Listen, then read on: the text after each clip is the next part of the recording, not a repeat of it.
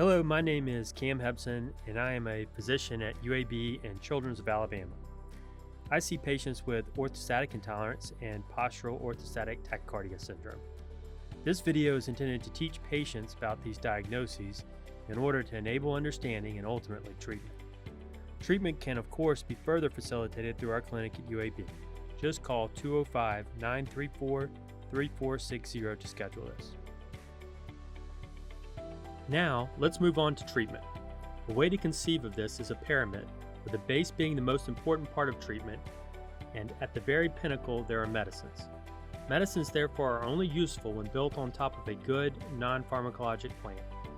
This also makes sure young people are not over-medicated, which is an easier occurrence in teenagers. The most important part of treatment is patient education. The patient must be able to read their body as treatment is implemented in order to gauge progress and propel themselves toward treatment goals. To do this, you must pay attention to dizziness. Dizziness is the symptom that occurs when blood flow to the brain is first interpreted as insufficient. This means it is very sensitive for orthostatic intolerance. Furthermore, in pediatrics, there are not many causes of dizziness, especially when dizziness is positional. Therefore, it is very specific for orthostatic intolerance. Taken together, this means that dizziness is an excellent symptom to track over time to gauge a patient's day-to-day plan and overall progress.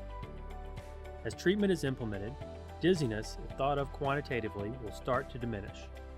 Whereas before a patient was making 50 units of dizziness daily, now it is down to 30 units. This is progress and can be noted week to week. Complete recovery can take some time, so a quicker piece of feedback like this tells you are on your way, which is helpful and validating.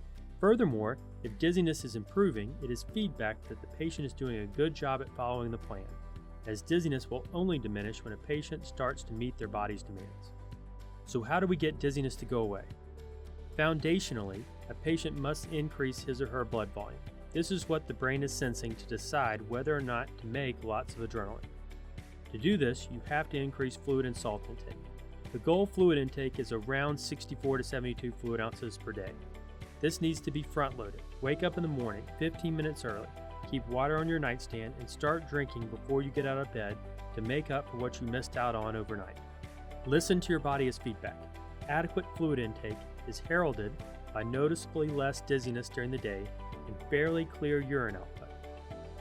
Fluid intake is not sufficient, however, so you have to also increase sodium intake.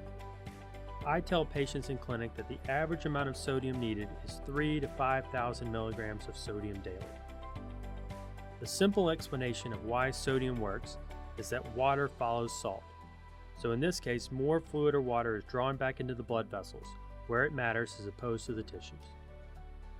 Remember, the brain is sensing your blood volume, so we have to keep your blood vessels full.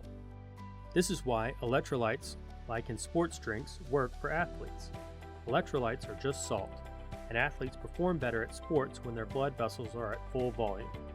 To achieve this goal, there are lots of healthy foods that are high in sodium without being high in carbs. You don't have to eat tons of potato chips and pretzels. Instead, breakfast meats, pickles, olives, beef jerky, salted nuts, adding salt to foods you already eat, and sauces all can work. Patients can also add salt tablets, and we can discuss the specifics of this in clinic.